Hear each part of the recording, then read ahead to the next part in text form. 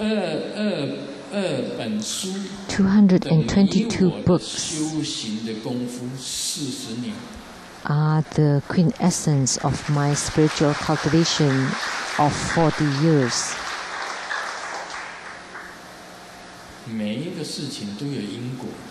So everything is related to the law of cause and effect, related to karma. Every day, Grandmaster would do push-ups. Every single day. For decades, every day, I would do push-ups. I never miss for a single day.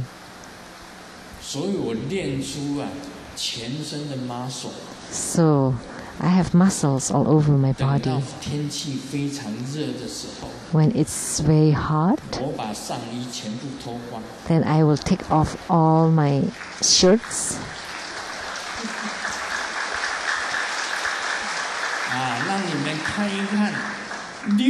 And then you can see the muscles of a 67 or 60-year-old man. This is not fake. It's not made up. I can still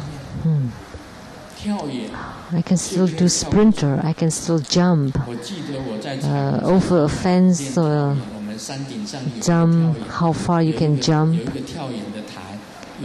You know, in the Rainbow Temple in Washington State, at the top of the mountain, there is a sandbox that you can jump. That's a term. And you have to run and then jump. How far you can jump, although it's not very far, but it's not bad. And then Master Lian Bao also followed and jumped. Oh. What a failure. It's like, because Master Lian Bao, it means like treasure, lotus treasure. It's like a jewel dropped onto the ground, and then he hurt his back. He was hurt quite badly. So he's tall and handsome, and Grandmaster is short and slightly chubby. Big build. But I can jump further than he did. Because he fell face down, so although his body is further, but his feet are closer to the jumping point. So you need to train. There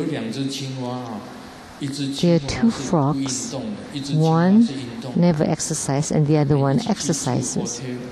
And they stay in a hotel together. And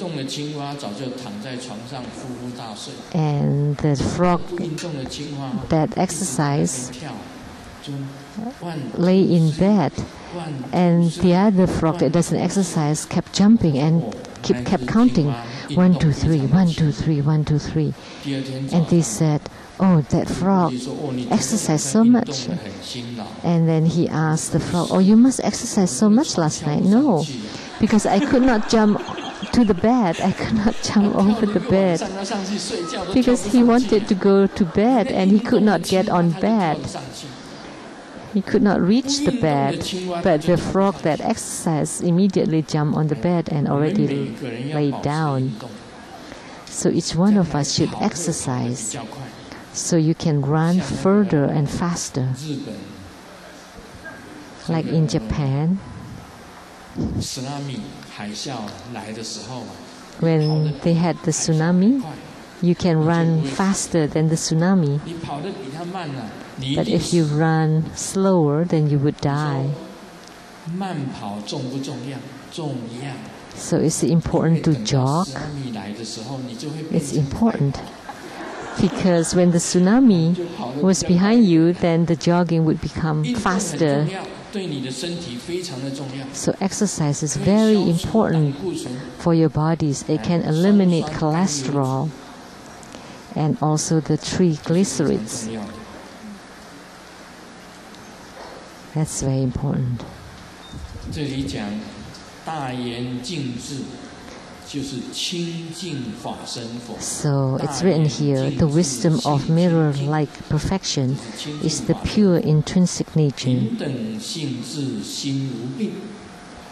So that's the pure Dharma body. And the wisdom of equal nature is the mind free from ills, and that's the same as the perfect reward body, or the Buddha of the reward body. So no ills, no sicknesses.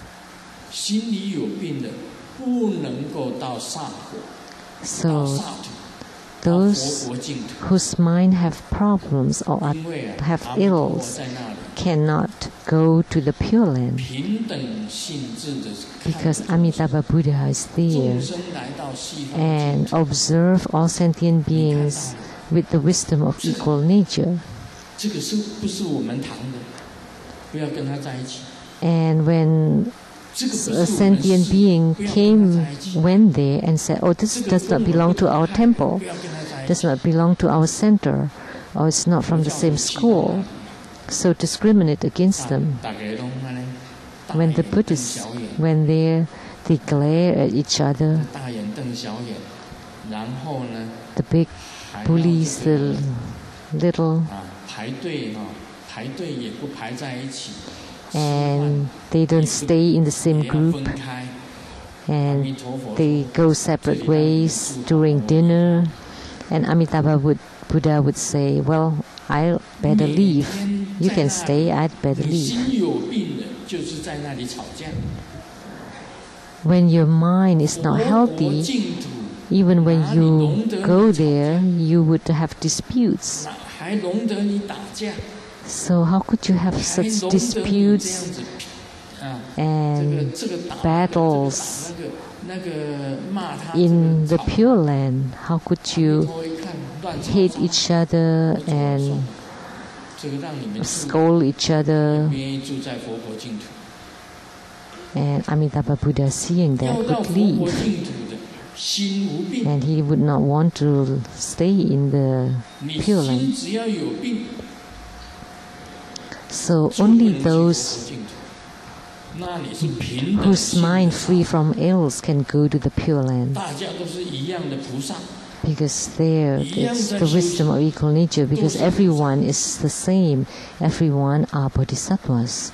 We are all cultivating. So in this human world, don't give a look to others, don't discriminate, don't be separatist, that you discriminate or criticize each others among temples, centers, etc. So this is very important, that the wisdom of equal nature is the mind free from ills. To be able to be reborn in the Pure Land, the most important thing is that your mind has to be free from any ills. And the wisdom of amazing discernment is seeing effortlessly. It can eliminate all obstructions. So all the shortcomings can be detected by the wisdom of amazing discernment and then be eliminated.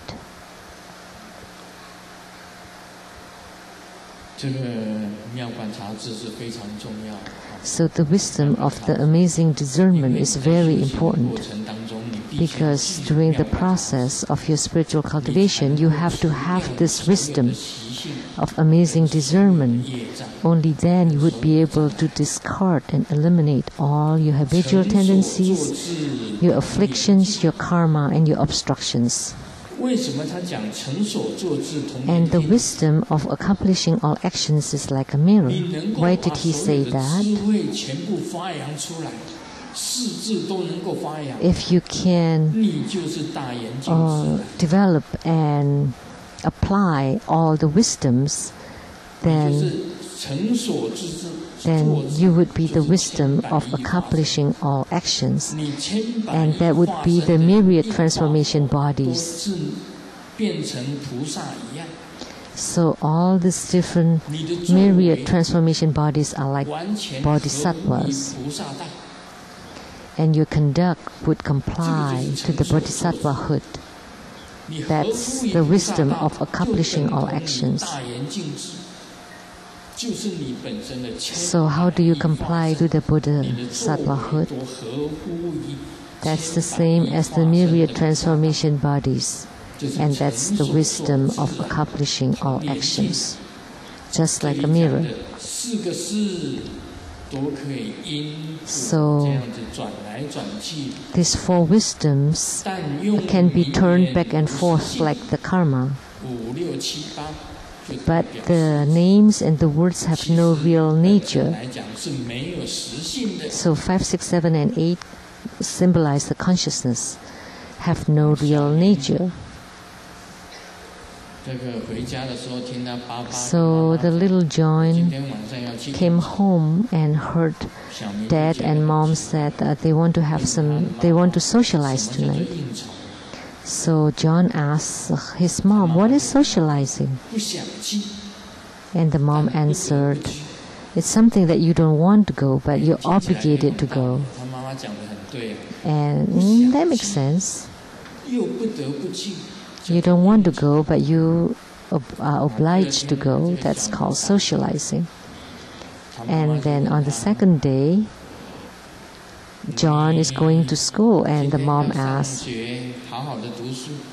"You're going to school and study well?" And John said, "Yep, I'm going socializing." He doesn't want to go, but he's obliged to go.